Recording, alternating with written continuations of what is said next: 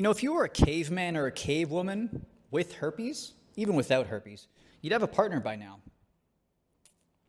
It's crazy. I had this thought. It came to me. I don't know. Maybe I was in the shower. Maybe I was brushing my teeth. But I started thinking about modern day people and how we view rejection and kind of like the sting that comes with rejection, because I think we've been doing it all wrong.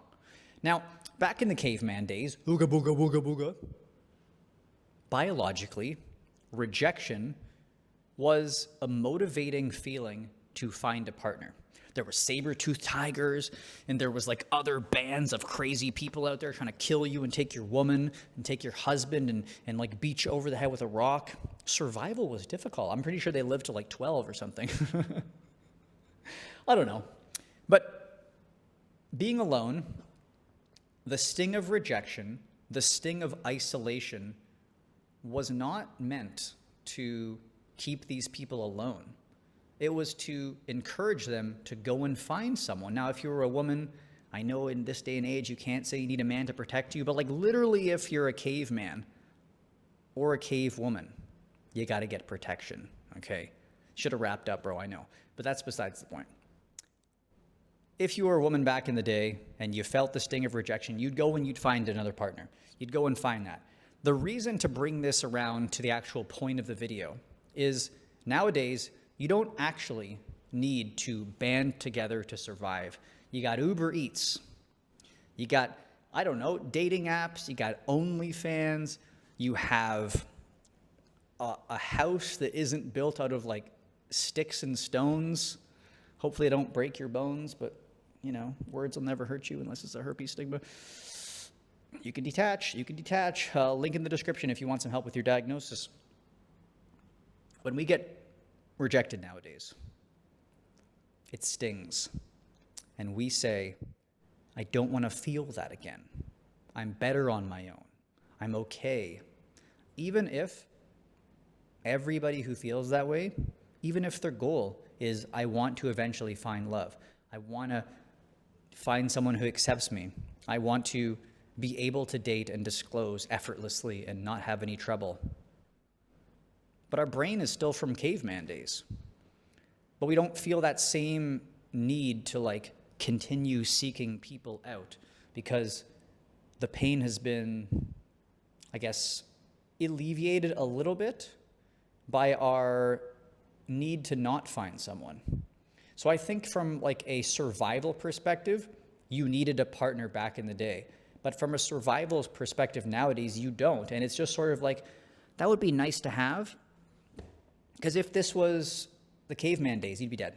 You'd be dead, you know? Or I would not be spreading my offspring, I guess, to the next generation if I couldn't find a whammon, you know, despite my herpes status.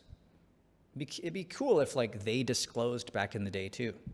They were like, Uga Buga, HSV2. Uga Buga, HSV. I don't know. Probably a shower thought.